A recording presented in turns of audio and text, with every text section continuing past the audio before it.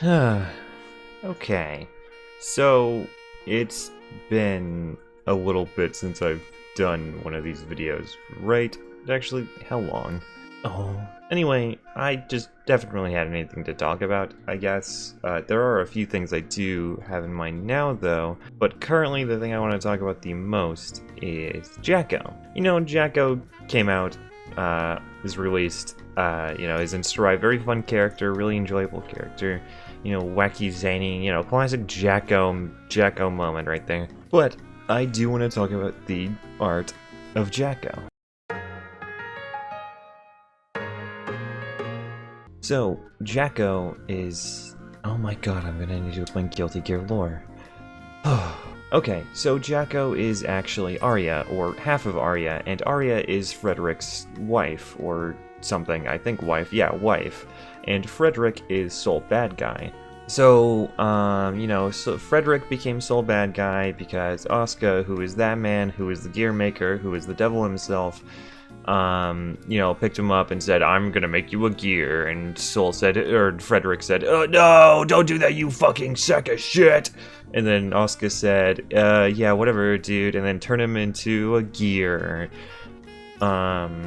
And then and then he became sole bad guy after a few things. He adorned the name, he adopted the name. So at a point, Asuka said, "Oh, I'm gonna be a wingman for my good friend Soul." Because Arya's gonna die, and I don't want that to happen. So I'm gonna be a wingman and be a good friend. Oh, check this shit out! I'm gonna turn her into a gear, and oh my god, she just nuked Japan. Why the fuck did she do that? Holy shit!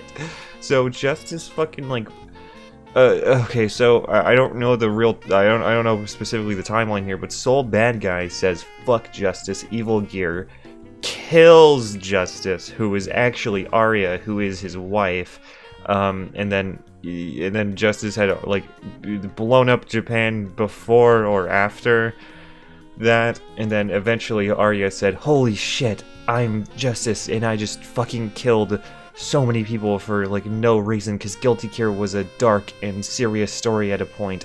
I'm gonna fucking die now." Bleh. And then Arya fucking dies. So Soul killed his wife. But what actually happened was half of Arya was killed, while the other half was taken by Asuka, or something, I think. And Asuka turned it in to Jacko. So Jacko, while technically isn't Arya, is still a part of Arya. Whether it be a descendant, or sister, or half clone, or Jacko is her own person with her own personality and motives and likes and dislikes and interests and beliefs. She is still using Arya as a base, and Arya is like a ghost inside of her, sort of like a stand, except not really with any abilities, or doesn't really show up, or any, like being schizophrenic and having a ghost as your friend. So that's Jacko. Jacko is a creation of the backyard and that man. So she is Jacko Valentine, much like her two, in quotation marks, sisters, Ramlethal and Elfeld. Oh, and Valentine herself, but nobody really talks about her. So Ramlethal and Elfeld are sisters, but Ramlethal, Elfeld, and Jacko are sisters. Whatever that means, I guess. But it's basically because Jacko is also just a creation of the backyard / universal will / that man / there's a lot that goes into it. If that doesn't make sense, then that's just how it is, I guess. It doesn't make sense to most people, myself included. There's a lot going on there. So Jacko herself is an interesting character, as she has two personalities, and not in a dark and edgy, mysterious way or anything like that, but in a more quirky and fun way. It happened because she was awakened before she could fully drag and install Arya's soul into her brain or something, and then basically the personality became fragmented and unstable, and that's kind of why Jacko is her own person instead of just Arya in a new body. But the fragmentation of the personalities between Arya and, I guess, what was just question mark became Jacko, and Jacko is somebody with two personalities. It's less of two personalities or two people as more of two modes that she's in. She's still fully conscious in both modes, and that is explicitly said. She does not lose any memories or morality or intentions. She is still herself. She just acts in these ways. And, her two personality types are a very cool and collected, scientific, very smart, philosophical lady, and then a very childlike, quirky, zany, funny, wacky haha character. So, that's interesting. That's something I really, really enjoy. And that's, I think, why Jacko is one of my favorite characters in Guilty Gear in general. I really like the idea of her being a wacky, zany, haha, crazy, hoo-hoo, hee-hee, haha character who is actually very smart and collected, cool and philosophical and wise in a way. She's smart, but she doesn't want to make that who she is. She has more to it than just that. It's in her likes and dislikes that she dislikes scientific ideas and she likes novel ideas, but herself is actually a really good scientist. And not like a mad scientist or ever, just a genuinely skilled scientist. Intellect build. And is really philosophical a lot of the times as well. She's smart, but she doesn't really care too much about being smart. Such as where Asuka is smart, so he thinks, since he's so smart and intelligent and better than everyone, that he can, dictate how the entire world goes, and holy shit, I fucked everything up. Uh-oh. Or I think that's most of his arc, right? I'd have to double check, but a lot of Asuka's arcs are just, wow, I really thought I was capable of doing these things, and I kind of really fucked them up. That is truly unfortunate. I'm gonna fuse myself the Tome of Creation now and become a half book, half guy, and go to the moon, I guess. Why the fuck does he do that? So, after doing some research for knowing Jacko's lore and design a little better, I remembered that Jacko was actually my first introduction to Guilty Gear in general. Of course, this was a long time ago. I think maybe even before 2018 or even 17. I can't really put a pin on the date, but it was before I even really cared about fighting games as a genre.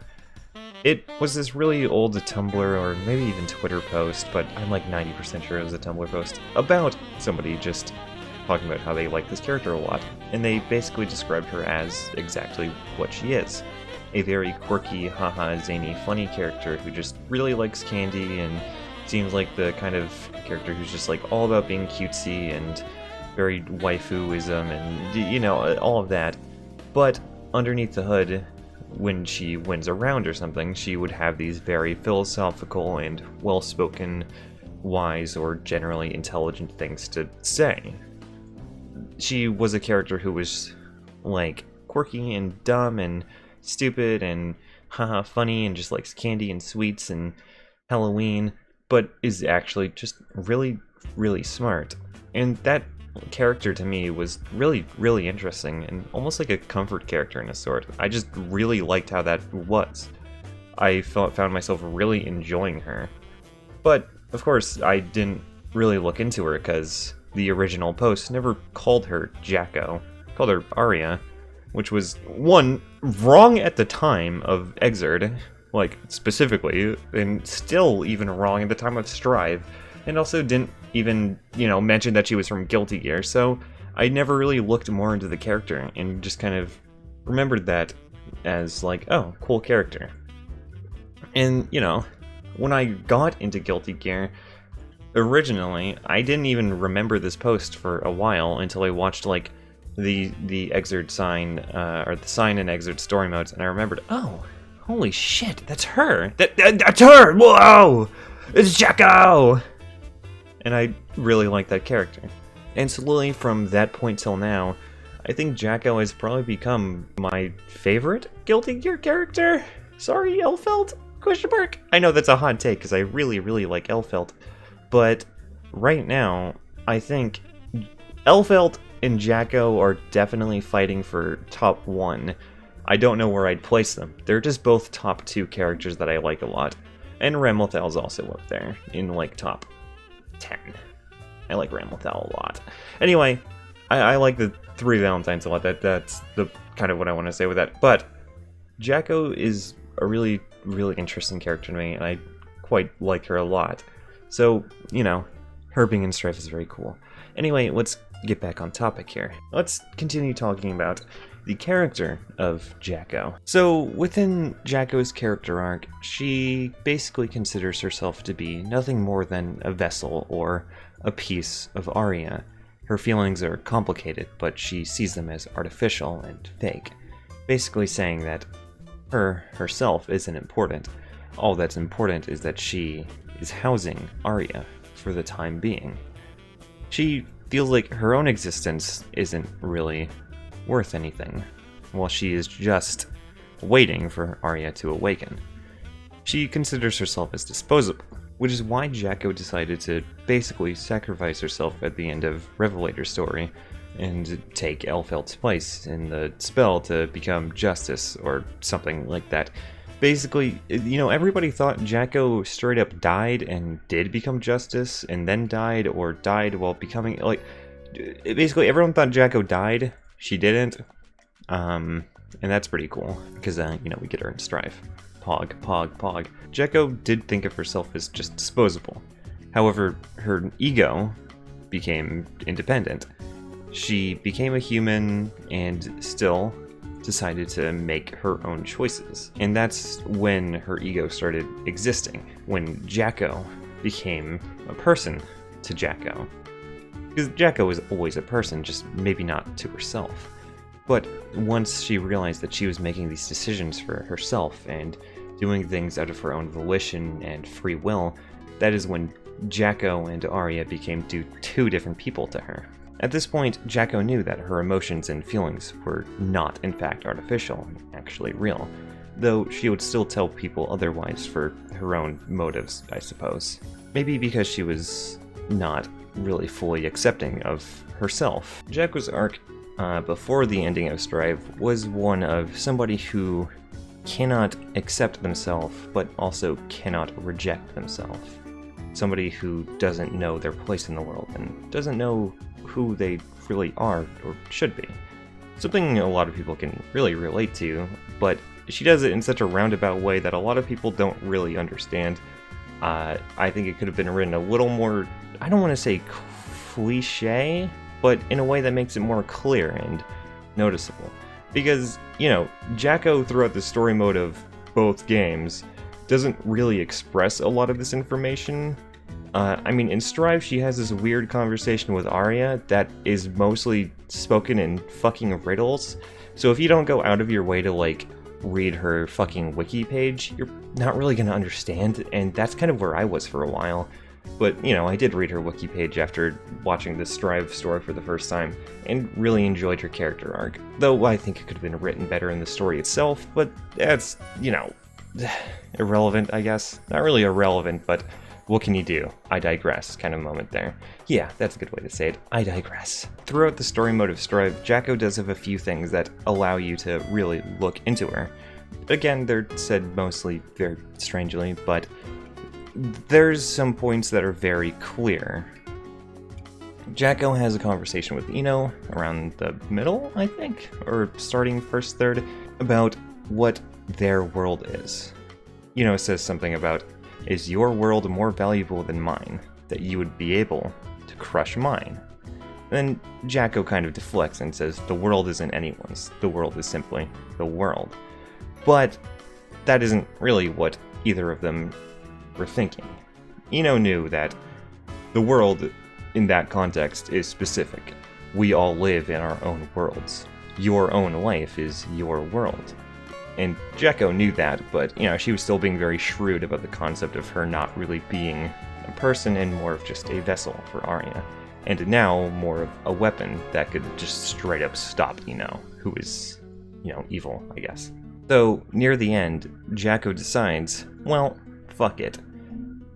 I know that I am my own person. I know that I have my own world.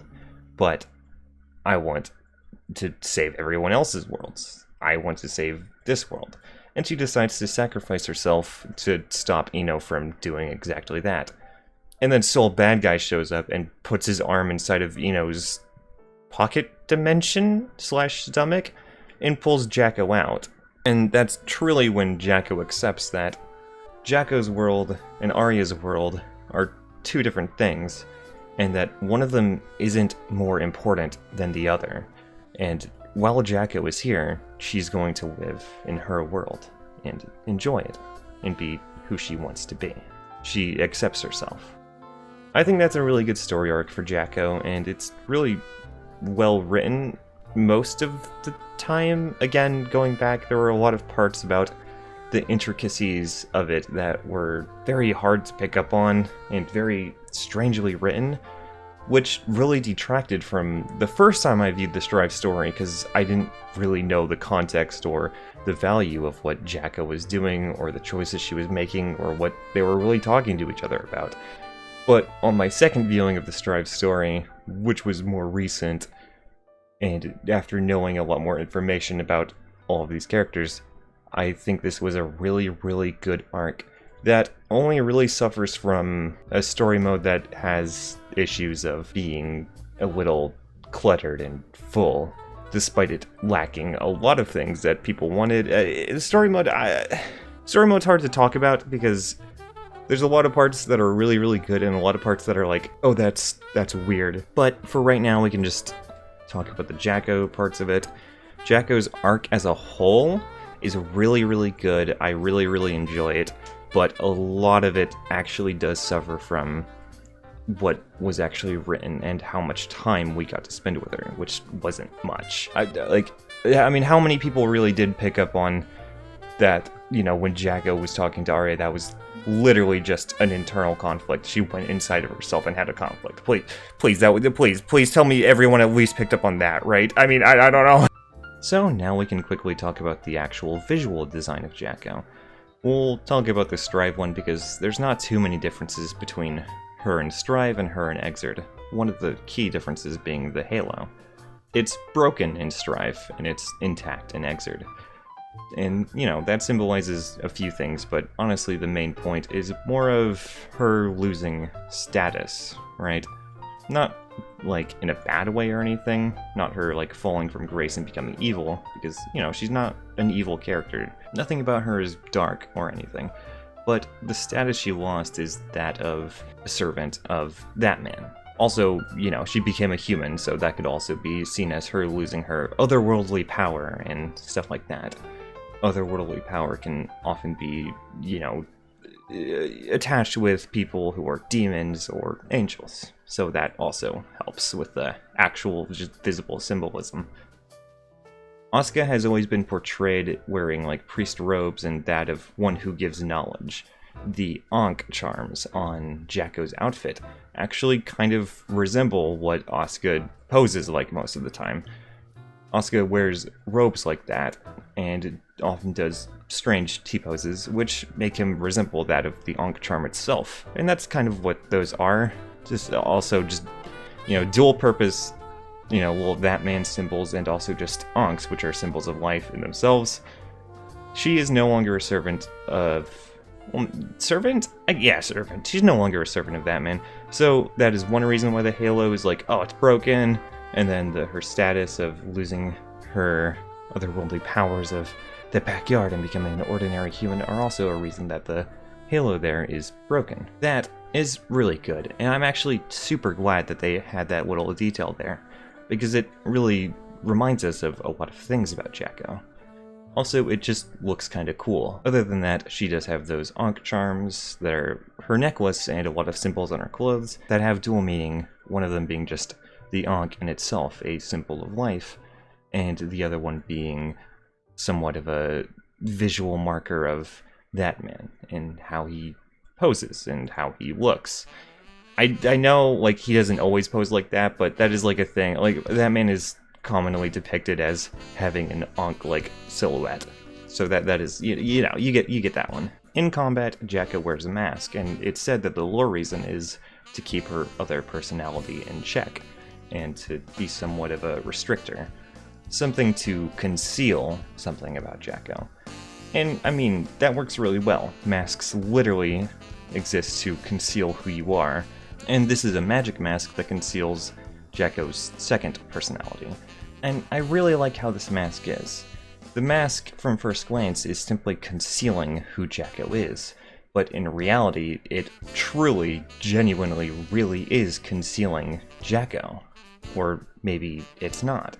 Maybe it's concealing the parts that are more like Arya, and letting the parts that are more like Jacko out. It's really complex and really interesting, and I really like the concept of the mask limiting one of her personalities a lot. It's really cool, and one of the best parts of Jacko's design. Of course, we all know that the smart and collected part of Jacko is much more akin to Arya, and she has that personality because she is partially Arya, and the childlike, zany, and crazy parts of Jacko are more like, I guess, Jacko. But both of them together is what actually makes Jacko, but the mask concealing and literally restricting one of those is just really fun of an idea and really plays on the importance of what masks are. Other parts of Jacko's design include a lot of striped classics such as belts and buckles and a lot of stuff like that. I like her belt buckle being another jack-o'-lantern kind of face. That's cute, it's cool. And then, you know, we all know that the prison weight here has meaning behind just being her weapon. This is, I suppose, her main weapon, I guess? I mean, what is Jacko's main weapon? She uses this one a lot, but are her servants her main weapon? I mean, her servants are... What even are her servants? There's really no information on that, but okay. Anyway, her main weapon here is the Iron Pumpkin, the chain that is around her ankle. And I mean, like, we see what it is, right? It is a prison chain that is on her ankle. I mean, she summons and desummons it, so it's not actually restricting her, it's just something that she has aesthetically. It can really mean a lot of things, but I think the main purpose of this is either that fighting in itself or conflict in itself is something that weighs heavily upon Jacko and would restrict her from, you know, being the person she wants to be. You know, she doesn't seem like a violent person, but she does need to fight sometimes. So the mental weight of fighting could manifest as a physical weight of that, you know, the pumpkin, yeah. Or it could be that she sees herself, or she sees Jacko, as a weight on Arya, since originally she thought she was nothing more than a vessel, that her existence in itself was decently meaningless, as she was just waiting for Arya to decide to take over, that she was just a temporary visitor in Arya's body, and the Jacko was just either an invader or an inhibitor. And, you know, the prison chain manifesting itself as, you know, Jacko's face, or Jacko's mask and Jacko's aesthetics, could be that she thinks that she is what's holding Arya back. And that's not really the case, but it is very interesting symbolism behind that. I think either of those things are the case, but I feel like the former is more an addition to the latter. I think the latter is definitely like the reason that that exists, since the face of the Iron Pumpkin is Jacko's face, the mask, or what Jacko's face is, since when Jacko is in combat and wears the mask, that's when she acts more like Jacko instead of Arya. When she doesn't have the mask on, she acts more like the calm and smart lady that is Arya, though she's still both of those things. Whether the mask is actually, truly, magically bringing one out, or if the mask is just something that lets Jacko mentally exude the existence of who Jacko is kind of up for debate, actually. I think the mask could be seen more of a mental restriction than truly a magical item. The mask is the face of Jacko and what lets her be herself, while when she's not wearing it, perhaps she feels she should be more fitting of Arya, since she's wearing what she believes to be Arya's face. And I just love that a lot. It's just really good. The mask and the chain are two things that really speak a lot about the design. The outfit itself doesn't have too terribly much to talk about. The halo has a little bit, but the mask and the chain, I just have so much that could be like the meaning of the design, and it's just really good. It's just really interesting to look at. I really, really like Jacko's design, because in and of itself, it can kind of be misleading in a way that it just sort of almost simple and just sort of visually appealing. But the few key things about Jacko's design have so much meaning and symbolism behind them that it's really, really good. Instead of a character that has a lot of intricacies that mean certain things in their design, she has big keys in her design that can mean multiple and many things. And that's really, really good. I really like Jacko.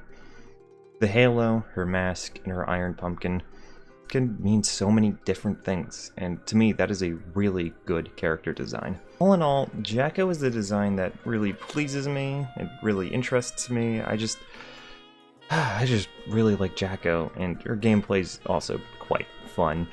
Jacko as a character is really, really good. Her arc and her story relevance are also really, really good, but, you know, suffer a little bit from causes that are beyond her character and writing, specifically in that. You know, they're out of her control, you know, she is a victim of circumstance, and her visual design is very, very good.